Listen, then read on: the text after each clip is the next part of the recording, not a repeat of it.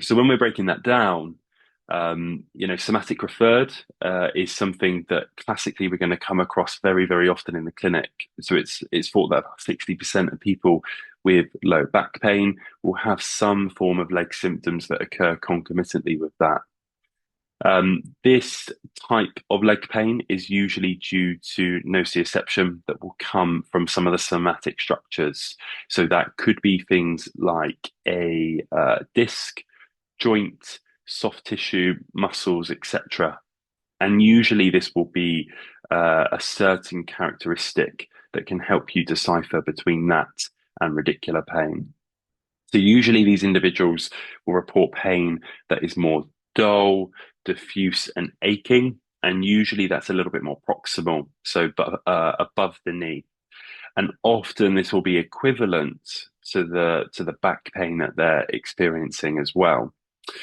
Whereas those with true radicular symptoms often have neuropathic pain descriptors.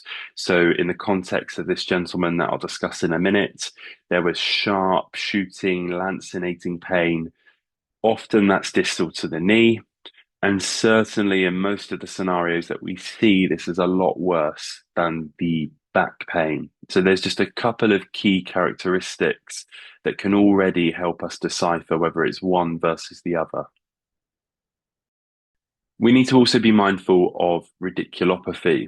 So this is an objective loss of function. And we can see here that would either consist of sensory loss, motor weakness, or possibly some reflex changes.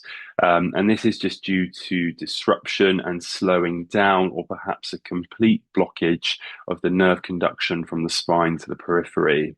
And I sometimes explain to patients that this is a little bit like a traffic jam. So we can see here in the picture, the traffic has come to a stop, or certainly it's slowed down.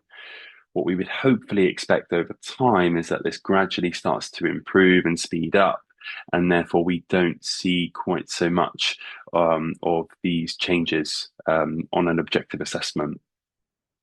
One thing to be mindful of is that this will often coexist with radicular pain. So we call that a painful radiculopathy.